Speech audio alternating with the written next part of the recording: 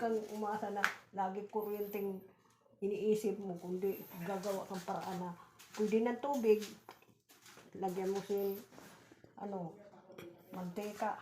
Wow, magkakaroon ka na ng light, liwanag. Amen. Paano gumawa ng ganyan? Anong step? Paano yung step niyan? Yung step ng paggawa. Ang ginawa ko, linagyan ko ng buti muna na yung mabasagin. Hindi pwede yung plastic.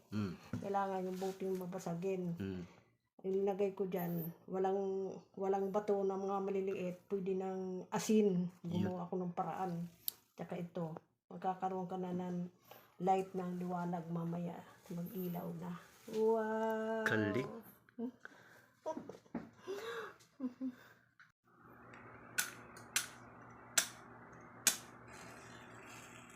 Oh.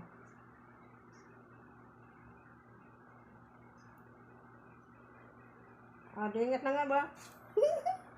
Dingas sa siya. Oo nga. Galing. Amen. Dingas na, may ilaw na tayo. Wow, lakas! Oo. Lakas!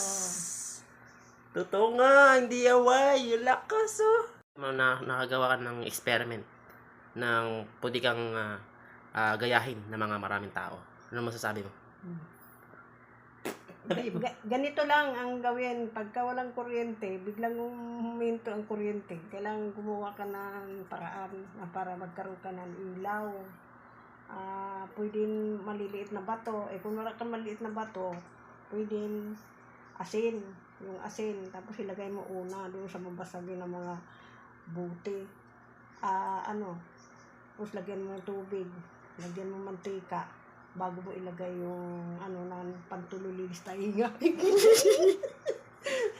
Hindihan mo. Ito na. Galing. Ito na. Parehas sila. Galing, oh. Ayan, oh. Di ba? Galing, oh. Milaw, oh. Galing. Gumawa niya si Mama.